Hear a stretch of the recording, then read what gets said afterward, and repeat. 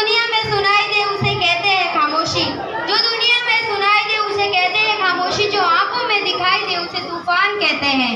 परम सामान्य अतिथिगण, अति आदरणीय प्रधानाचार्य जी, समस्त गुरुजनों एवं गांव से पधारे हुए नागरिकों एवं मेरे प्रिय भाइयों और बहनों, आप सभी को स्वतंत्रता दिवस की हार्दिक शुभकामनाएं। मैं रवीना बंजारे कक्षा 10 की विद्यार्थी देश प्रेम और राष्ट्र सम्मान में अपने कुछ विचार आप सबके सामने व्यक्त करना चाहूंगी। आजादी का मतलब वही जान सकता है जिसने कभी गुलामी की हो। सौभाग्यशाली है हम कि हमने स्वतंत्र भारत में जन्म लिया। यूं तो आजादी की लौ 1857 में ही जल चुकी थी, जिसकी बदौलत 15 अगस्त 1947 हमारे भारत देश को आजाद कराई। प्राचीन, मध्यकालीन और वर्तमान भारत के उदाहरणों से स्पष्ट करना चाहूंगी कि जब हम फिरंगियों के फेरे में फंस गए थे तो रंग दे बसंती चोला की एक आवाज टोलों के टोले उमड़ाते थे और उनके वंदे मातरम के नारों से खून में आने वाला 5 डिग्री का तूफान अंग्रेजी शासकों की जड़ों में तूफान ला देता था। लोग मर जाते थे, मिट जाते थे, फांसी चढ़ जाते थे, वो भी अपनी देशभक्ति साबित कर रहे होते थे। ये देशभक्ति कसौटी थी। 62, 65 और 71 के युद्धों में अनेक वीर जवान शहीद हो जाने के बावजूद भी एक माँ अपने बेटे को सरहद पर दुश्मनों की धज्जियां उड़ाने के लिए भेज देती है और उसे पत्र लिखवाकर यह भेजा करती है कि अम्मा ने पत्र लिखा है बड़े ही चाव से, पुत्र मेरे ना घबराना, 1 इंच भी पीछे ना हटना, चाहे इंच कर जाना। इसी तरह पूरा परिवार अपनी देशभक्ति साबित कर रहा होता है। तब देश बलिदान मांगता है, तब देश लड़ जाने को कहता है, तब देश मिट जाने को कहता है, तब देश फांसी चढ़ जाने को कहता है। किंतु आज देश मर जाने को नहीं कहता, आज देश लड़ जाने को नहीं कहता, आज देश फांसी चढ़ जाने को नहीं कहता, बल्कि मेरे विचारों में ये है कि यदि कोई व्यक्ति अपना काम पूरी ईमानदारी, पूरी मेहनत और पूरी लगन से करे तो वही सबसे बड़ा देशभक्त है। मैं नहीं मानती कि व्हाट्सएप और फेसबुक की डीपी को 3 रंग में रंगना ही देशभक्ति है। यदि आप कहेंगे कि सार्वभौम 2 बार हाथ में तिरंगा ले लेना देशभक्ति है, तो मैं पूछना चाहूंगी कि फुटपाथ पे रहने वाला वो बच्चा ट्रैफिक की छांव में नंगे पांव में तिरंगा बेच रहा है, तो क्या आप उसे उसकी देशभक्ति कहेंगे? ये उसकी देशभक्ति नहीं, ये उसके पेट के भूख की शक्ति है जो उसे ऐसा करने पर मजबूर कर रही है। ये देश, ये परिवार के समर्पण के लिए भाव है देशभक्ति, और हर देशद्रोही के जीवन में आने वाला तूफान है देशभक्ति, ताकि हर देशद्रोही यह जान सके कि अगर तू परिंदा है तो यह आसमान तेरा है, और अगर तू दरिंदा है तो यह शमशान तेरा है। भाईचारे से रहना है तो रह, जमीन पर अमन है, कब्र भी तेरा है, कब्रिस्तान भी तेरा है। हम एक ऐसे समाज में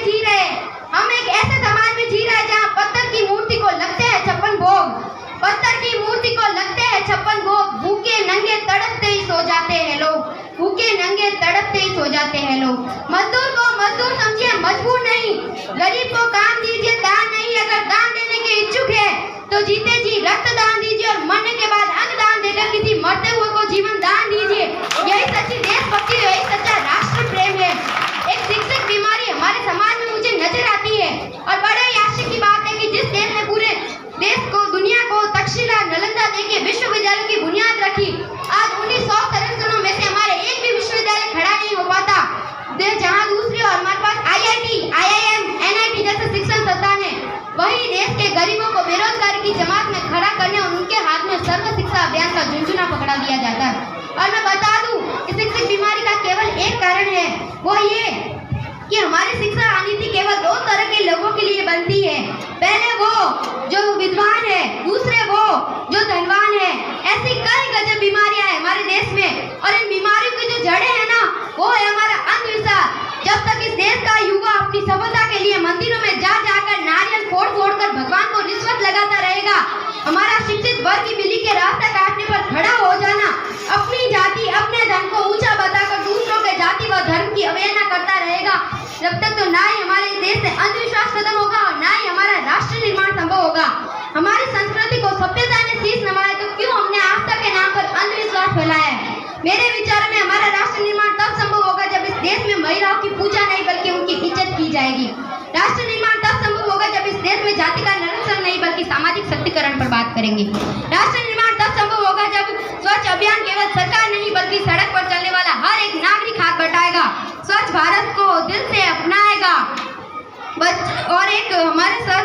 हमारा राष्ट्र निर्माण तब संभव होगा जब एक बच्चा मध्याह्न भोजन के लिए नहीं बल्कि अंशान के लिए सरकारी स्कूलों की चौखट पर कदम रखेगा, जब एक नागरिक नैतिक रूप से संकीर्ण, चरित्र रूप से भ्रष्ट, मानसिक रूप से निवालिया, धार्मिक रूप से अंधा, राजनीतिक रूप से गंदा, स्वच्छ के मूल्यों में भारत के आंकड़ों को, अखंड भारत को खंड खंड करता रहेगा, जब तक हमारा राष्ट्र निर्माण संभव नहीं होगा।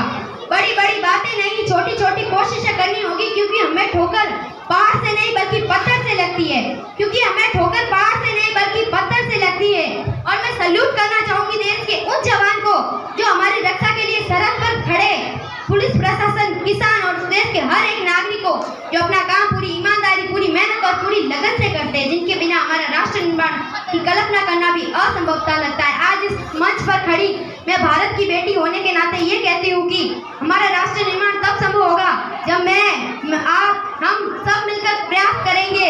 हमारे देश की जिम्मेदारी नहीं है हमें आगे ले जाने की, बल्कि हमारी जिम्मेदारी है अपने देश को आगे ले जाने की, अपने राष्ट्र को आगे ले जाने की, अपने वतन को आगे ले जाने की।